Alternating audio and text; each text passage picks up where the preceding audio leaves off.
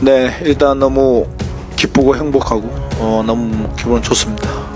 그렇지만 마음 한편으로는 너무 착잡하고 좀 힘듭니다. 그렇지만 Termasuk pemain naturalisasi, Shin Tae-yong coret 3 sosok ini dari timnas Indonesia saat hadapi Jepang di kualifikasi Piala Dunia 2026.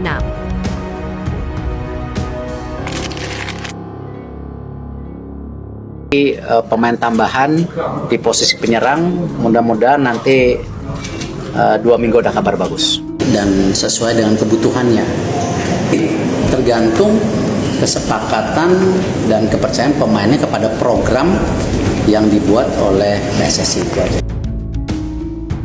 Pemain keturunan berbondong-bondong ingin perkuat timnas Indonesia, Erick Thohir minta dukungan DPR.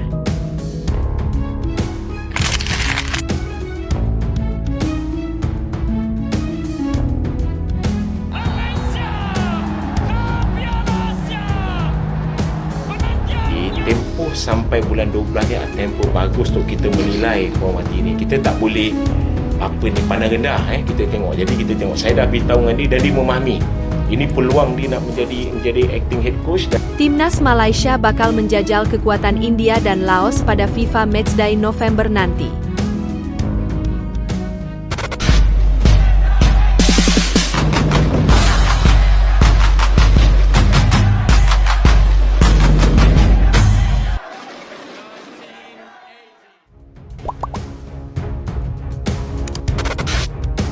Termasuk pemain naturalisasi, Shin Tae-yong coret 3 sosok ini dari timnas Indonesia saat hadapi Jepang di kualifikasi Piala Dunia 2026.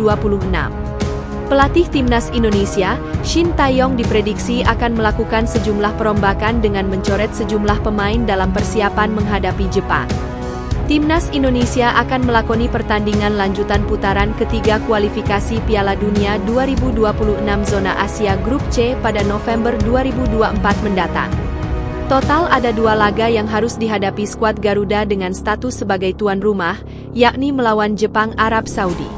2 pertandingan itu dijadwalkan bakal bergulir di Stadion Utama Gelora Bung Karno pada Jumat, 15 Oktober 2024, dan Selasa, 19 Oktober 2024. Sebelumnya, timnas Indonesia hanya mampu mengemas 1 poin hasil dari hasil imbang kontra Bahrain dan kekalahan di markas Cina.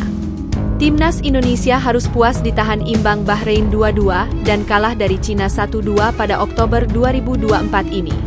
Mengevaluasi dari hasil 2 laga sebelumnya, Shin Tae-yong diprediksi bakal melakukan sejumlah perombakan dalam skuad Garuda. Setidaknya ada 3 pemain yang diprediksi bakal dicoret Shin Tae-yong dari skuad Garuda, berikut ulasannya. Nama pertama yang diprediksi bakal tersingkir dari skuad Garuda adalah pemain berposisi bek, Jordi Amat.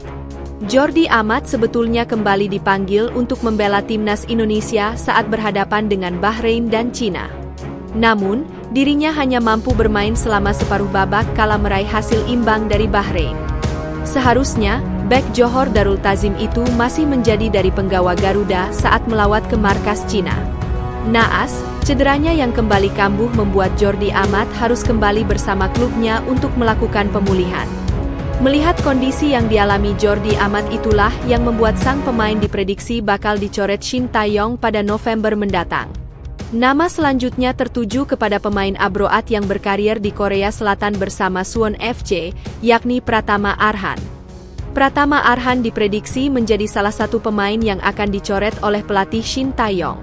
Minimnya menit bermain bersama Suwon FC menjadi alasan kuat pemain berposisi bek kiri akan tersingkirkan dari skuad Garuda. Selama membela Suwon FC, Pratama Arhan baru tampil sebanyak 2 laga dengan masing-masing hanya bermain selama 3 menit. Apalagi, penampilan konsisten dari Kelvin Verdong yang selalu bermain penuh menjadi salah satu alasan kuat. Tak hanya itu, kehadiran Eliano Reijers yang bisa bermain di berbagai posisi sayap membuat Pratama Arhan akan kesulitan bersaing di skuad utama timnas Indonesia. Pemain terakhir yang diprediksi bakal dicoret Shin Tae-yong adalah Ricky Kambuaya yang berposisi sebagai gelandang. Ricky Kambuaya juga menjadi salah satu nama yang tak masuk skuad final saat berhadapan dengan Bahrain. Selain itu, persaingan ketat antara tiga gelandang abroad seperti Tom Haye, Ivar Jenner, dan Nathan Choyaon membuat dirinya jarang mendapatkan kesempatan. Bahkan, pemain Dewa United itu sangat jarang terlihat dimainkan sejak awal laga yang dilakoni Timnas Indonesia dalam kualifikasi Piala Dunia 2026 zona Asia. Sebagai catatan, ulasan di atas hanya sebuah prediksi, belum dipastikan pemain mana saja yang takkan dipanggil ke Timnas Indonesia saat melawan Jepang dan Arab Saudi. Pemain keturunan berbondong-bondong ingin perkuat Timnas Indonesia, Erick Thohir minta dukungan DPR. Ketua Umum, Ketum PSSI, Erick Thohir mengabarkan saat ini sudah mulai banyak pemain keturunan yang tertarik untuk memperkuat Timnas Indonesia. Untuk itu, agar keinginan para pemain diaspora dapat dipenuhi, maka Erick Thohir berharap Komisi X DPR RI dapat memberikan dukungan untuk memperlancar proses naturalisasi. Sebagaimana diketahui, PSSI terus melakukan manuver merekrut pemain keturunan untuk bisa memperkuat Timnas Indonesia. Teranyar, ada Kevin Dix yang proses naturalisasinya sedang diproses. Namun tidak hanya Kevin Dix saja, melainkan PSSI juga saat ini sudah mengajukan proses naturalisasi untuk dua calon pemain Timnas Wanita Indonesia, yakni Estella Loupati dan Noah Leatomo. Karena itu, Erick sangat berharap Komisi X DPR RI saat ini dapat memberikan dukungan penuh. Dirinya juga menyebut kalau Menpora RI, Dito Aryo Tejo telah berkoordinasi dengan Menteri Hukum, Supratman Andi Aktas. Saya minta dukungan dari Ibu, Komisi X, banyak diaspora kita ingin bergabung, kata Erick di Jakarta, dikutip Selasa, 29 Oktober 2024. Misalnya pemain Timnas Wanita dan Kevin Dix sudah melayangkan surat, Menpora sudah kirim surat ke Pak Supratman di Kemenkumham, sambungnya. Erick berharap proses naturalisasi pemain yang saat ini sedang berjalan dapat diproses dengan baik, sehingga para pemain keturunan bisa tampil membela Timnas Indonesia sesuai dengan target yang ditetapkan. Mudah-mudahan bisa diproses dengan baik sehingga slot untuk pemain diaspora yang ingin bergabung baik di U20, perempuan, dan senior bisa sesuai dengan target karena ada Februari dan Maret tahun depan, tutur Erick. Untuk Kevin Dix, kemungkinan besar pemain FC Copenhagen itu ditargetkan tampil pada lanjutan grup C babak ketiga kualifikasi Piala Dunia 2026 di bulan Maret 2025. Di bulan itu, Timnas Indonesia tandang melawan Australia pada 20 Maret 2025 dan menjamu Bahrain pada 25 Maret 2025.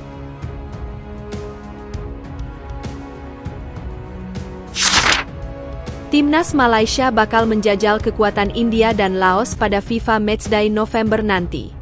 Federasi Sepak Bola Malaysia (FAM) mengumumkan Timnas Malaysia akan menjalani 2 laga uji coba selama periode FIFA Matchday November 2024. Menariknya, 2 laga itu akan berstatus away. Timnas Malaysia akan bertandang ke markas Timnas Laos. Laga itu akan digelar di Pat Stadium, Bangkok pada 14 November 2024. Timnas Laos memang harus menjalani laga kandang di Thailand. Sebab, kandang asli mereka Stadion Nasional KM16 di Vientiane akan dipakai sebagai kandang Timnas Korea Utara.